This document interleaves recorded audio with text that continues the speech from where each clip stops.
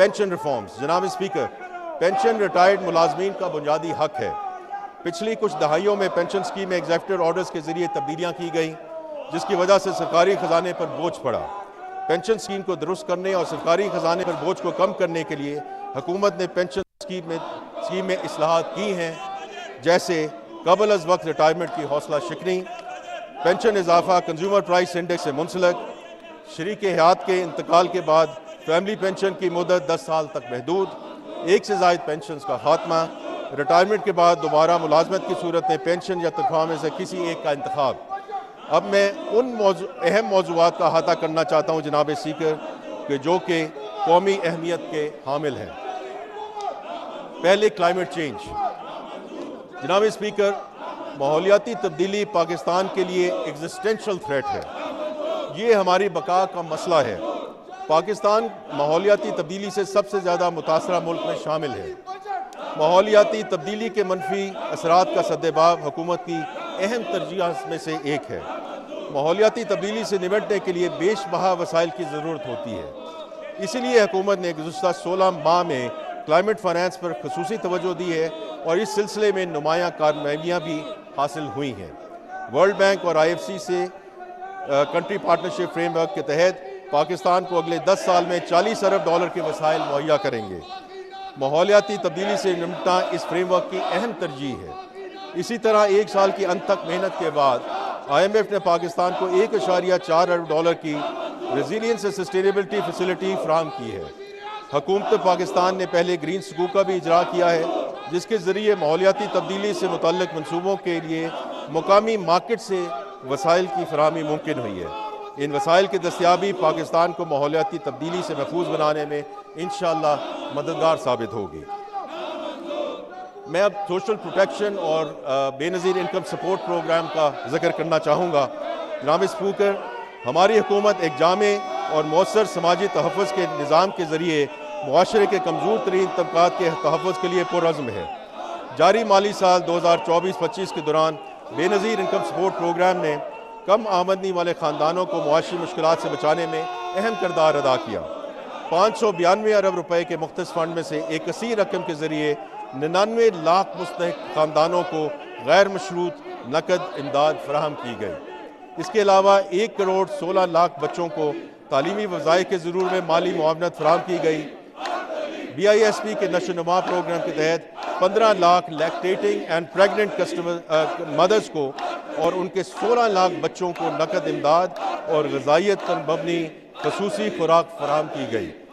माली शमूलियत के फ़रोग़ के लिए साल भर में 2,50,000 मुस्तहिक़ीन को फाइनेंशियल लिटरेसी की तरबियत दी गई। Information technology. जनाब स्पीकर, IT का शोबा अपनी बरामदात की सलाहियत की वजह से मुल्क की मईशत का एक इंतहाई अहम हिस्सा बन चुका है। डिजिटल गवर्नेंस और साइबर सिक्योरिटी के हवाले से पाकिस्तान की खिदमात का बैनुल अक़वामी सतह पर इतराफ़ किया गया है। Global cyber security index 2024, UNE government index और ICT डेवलप इंडेक्स में पाकिस्तान की बढ़ती हुई रैंकिंग मुल्क के IT शोबे की तरक्की का मुँह बोलता सबूत है। रवा माली साल के दौरान पाकिस्तान की ICT बरामदात में मुतासर कुन इजाफा रिकॉर्ड किया गया।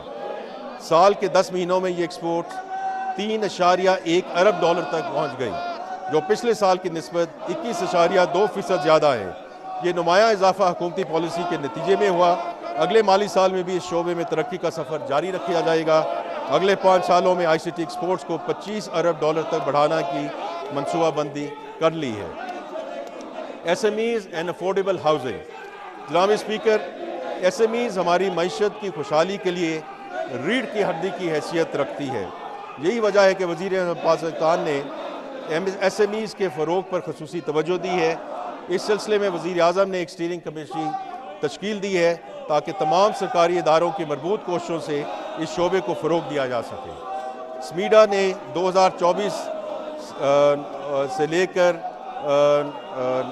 27 तक के लिए 3 साला कारोबारी मनसूबा तैयार किया है, जिसके अहम अज़्ज़ा में SME फाइनेंसिंग में इजाफा, बरामदात का फ़रोग़, सनतों के माबैन रवाबत, ख़वातीन की कारोबारी शराकत और मौसमियाती तब्दीलियों के असरात से तहफ़्फ़ुज़ शामिल है।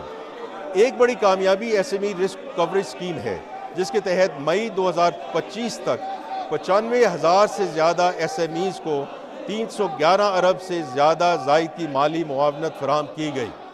اس کے نتیجے میں کل SME فنانس 471 ارب روپے سے بڑھ کر 641 ارب روپیہ ہو گیا ہے، جبکہ مستفید ہونے والے کاروباروں کی تعداد 1,74,000 سے بڑھ کر 2,62,000 تک پہنچ گئی ہے۔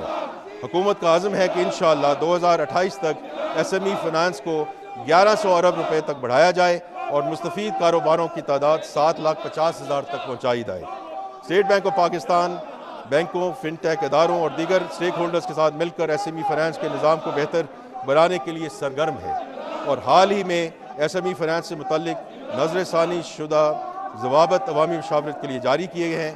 ان ضوابط کا مقصد بینک کو زیادہ لچک دینا، قرضے کے حصول کا عمل آسان بنانا، ٹیکنالوجی کے استعمال کو فروغ دینا اور ضمانت کی شرائط کو نرم کرنا ہے۔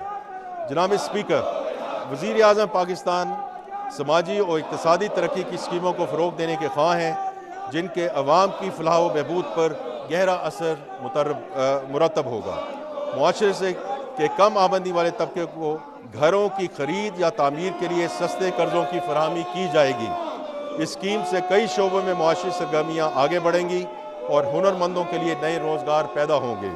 اس منصوبے کی تفصیلات کا اعلان جلد ہی اسٹیٹ بینک آف پاکستان کی جانب سے کیا جائے گا۔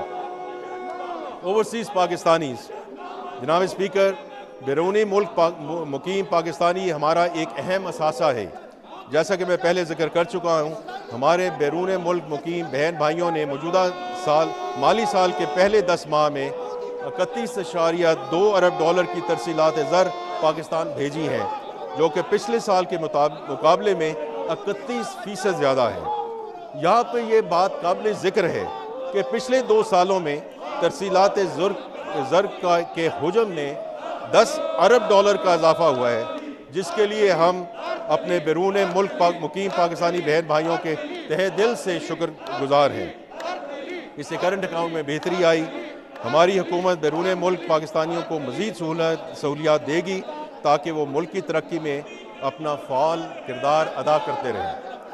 وزیر اعظم پاکستان کے احکامات کی روشنی میں بیرون ملک مقیم پاکستانیوں کے لیے متعدد اقدامات کیے جا رہے ہیں۔ میں ان میں سے کچھ کا ذکر کرنا چاہتا ہوں، جیسے کہ خصوصی عدالتوں کا قیام عمل میں لایا جا رہا ہے، مقدمات کی رجسٹریشن اور شواہد اکٹھے کرنے کے لیے آن لائن سسٹم متعارف کروایا جائے گا اور جھوٹے مقدمات سے بچاؤ کے لیے متعلقہ سول پروسیجر لاز میں تبدیلی کی جائے گی۔ بیرون ملک مقیم پاکستانیوں کے بچوں کے لیے وفاقی حکومت سے چارٹرڈ یونیورسٹیاں اور میڈیکل کالج میں کوٹا متعین کیا جا رہا ہے اور اسکل ٹریننگ کے لیے وظائف کی فراہمی کی جائے گی۔ اس کے علاوہ اسٹیٹ بینک کے ذریعے زیادہ ترسیلات بھیجنے والے 15 افراد کو ہر سال 14 اگست کو سول ایوارڈ دیے جائیں گے۔